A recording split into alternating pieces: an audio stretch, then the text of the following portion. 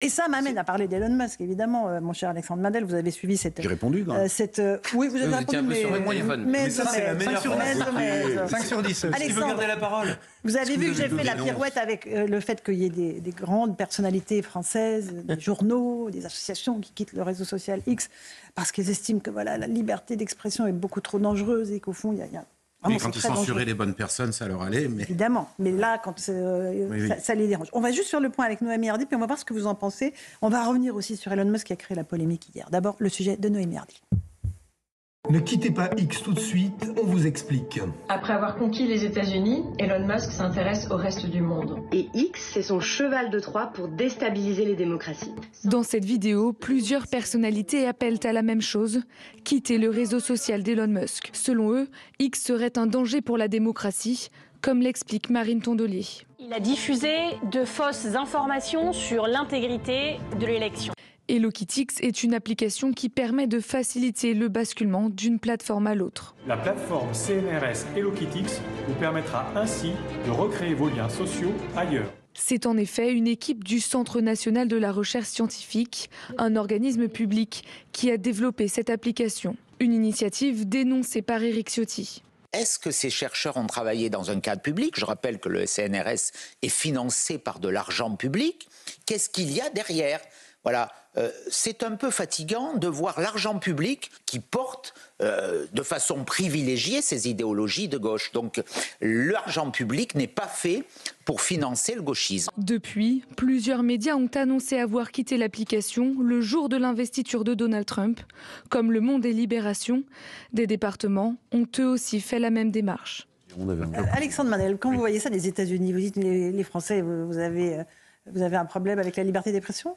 C'est marrant parce que combien de jeunes militants trumpistes dans les meetings, quand vous leur expliquez que vous êtes un journaliste français, vous racontent que vous vivez dans une dictature, qu'il n'y a pas la liberté d'expression. En France ? Oui, caricature évidemment, mais ils ont vraiment l'impression qu'on est muselé. Ah donc, rassurez-les. L'immigration, etc. Ils ont tellement un point de vue de... C'est vrai qu'on n'a pas cette culture. Ils ont une liberté d'expression absolue aux États-Unis qui, chez nous, nous choquerait. C'est-à-dire que vous pouvez tenir des propos révisionnistes, négationnistes. Vous finissez pas. Alors, vous finissez complètement cuit socialement. Mais vous finissez pas en prison. Vous avez raison. Pas sous les alors là, on a vu quelques personnalités, Marine Tondelier, Julie Gaillet, Anne Sinclair. Anne Sinclair, c'est une gloire. C'est une grande journaliste française. Oui, et Gauthier Lebret.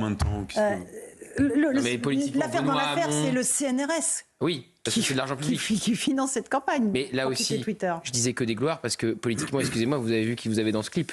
Et vous avez des gens qui essayent aussi de profiter de cette polémique autour d'Elon Musk pour se faire un peu de notoriété. Donc c'est Benoît Hamon, dont personne n'a entendu parler depuis 10 ans. C'est Marine Tondelier, qui politiquement ne pèse pas grand-chose. C'est Claire Nouvian. Le seul fait d'arme de Claire Nouvian, c'est un clash avec Pascal Praud. C'est tout ce qu'elle a fait. Donc c'est des gens aussi qui n'existent pas. Pas mal, quand même. C'est déjà pas mal. C'est déjà pas mal. Ah non, c'est pas mal. C'est pas mal. Mais bon on peut bilan. faire toute une carrière là-dessus. Bon bilan. Et l'argent. Merci Laurence. Merci beaucoup. On est surpris de vous voir dans ce Celle-là est très très bonne. Celle-là on va la garder. Et le CNRS, évidemment, c'est de l'argent public. Donc des chercheurs qui passent leur temps. Alors c'est la fameuse phrase. Des chercheurs qui cherchent, on en a. Des chercheurs qui trouvent, on en cherche. Mais sacré français. Des chercheurs donc, qui mettent en place un contre-réseau X pour essayer de quitter Elon Musk. Là, ils sont plus dans la recherche. Ils sont dans le militantisme. Bien sûr.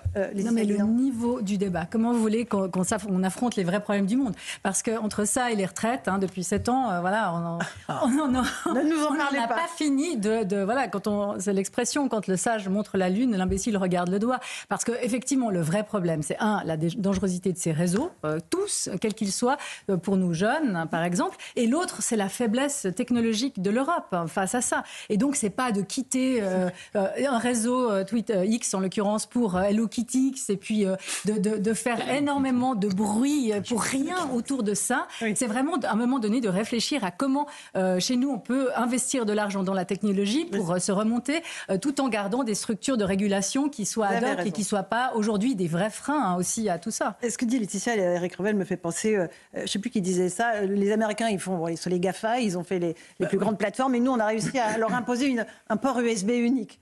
Wow. Ah oui. On est très forts, nous, les Européens. C'est le secret. Je vais passer la parole à Eric. Non, c'est assez juste. Alors, il y a eu des tentatives quand même. Je me souviens quand François Hollande était ministre de l'Industrie, on avait lancé le moteur de recherche Quant, si je me souviens bien, qui était un moteur de recherche français. Mais on a des années-lumière. Bulle. Le géant de l'informatique. Alors, Bulle, oui. Mais vous savez, moi ça me fait penser à une petite expression, parce que vous l'avez noté dans votre excellent édito, Laurence. Vous parlez de ceux qui étaient tiers-mondistes, vous savez, cette gauche qui disait il faut aider jusqu'au bout des temps les pays en voie de développement. Tous ces tiers-mondistes sont devenus tiers-mondains, en fait, aujourd'hui. Ils sont tous... Mais c'est absolument hallucinant. Mais tous les tiers-mondistes ont toujours été tiers-mondains. Non, les Samir Amin, les Paul Béroc. Non, je vous parle des penseurs. Vous aviez des gens qui pensaient le développement. Mais aujourd'hui, tous ces gens-là qui vous donnent des grandes leçons, est-ce que l'été, ils vont aider des associations ? Les mêmes qui habitent dans le 7e ou dans le 8e. Non. Mais là, on a le syndrome du Titanic, c'est-à-dire qu'effectivement, on est en train de couler, puis on joue, effectivement, l'orchestre joue de la musique. C'est le drame, effectivement, de l'Europe et de la France en particulier. Quand vous regardez les chiffres, tout à l'heure, je parlais effectivement de la richesse par habitant. C'est-à-dire qu'on voit que la France, qui était devant les États-Unis dans les années 80, maintenant, on est 24e mondiaux, alors que les Américains sont 5e mondiaux. Mais il y a pire que ça. L'évolution du PIB. Vous savez, la richesse qu'on crée en France, hors inflation, qu'on crée dans le monde, d'ailleurs. Aux États-Unis, depuis 95, en 20 ans, ça a augmenté de 108%. En France, sur la même période, 54%. Du simple au double. Et ça, évidemment, on le doit au fait, parce que les Américains aussi, ils font de la dette publique. Allez, j'ai employé le mot, effectivement, la dette publique. Mais cette dette, elle est transformée en croissance, elle est transformée en innovation, ce qui, malheureusement, n'est pas le cas chez nous. Et donc, plutôt que de se plaindre, ou effectivement, de faire du marketing, il faudrait aujourd'hui avoir des entreprises et des fonds d'investissement qui financent de l'innovation, ce qui nous fait tant défaut aujourd'hui. Et c'est pourquoi la France, malheureusement, comme l'Europe, est largement en retard. Distancer Louis là-dessus, sur ce mouvement sur Twitter. Moi, je trouve que c'est surtout, d'abord et avant tout, une démonstration de faiblesse immense. En réalité, on est tous en train de faire, pas tous, mais ceux qu'on voit là sont en train de faire ouin, tout simplement parce qu'on n'est plus capable de produire des génies ou qui créent des réseaux sociaux comme celui-ci. Moi, alors ça m'amuse. Franchement, il faudrait qu'on fasse un reportage dans 6 mois. Combien de personnes sont sur ce réseau social qui sont en train de lancer avec le CNRS ?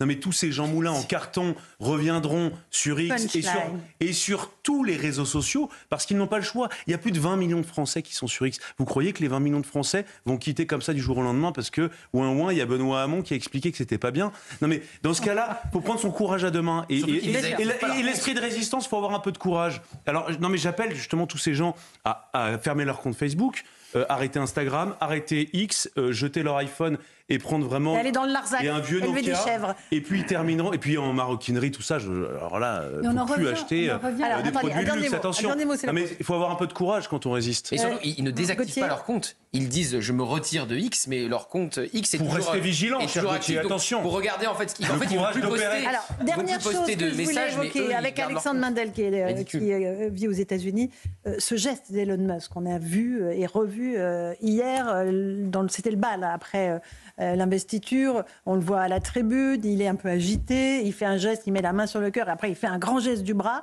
Certains, évidemment, ont dit que c'était un salut nazi, que c'était absolument insupportable.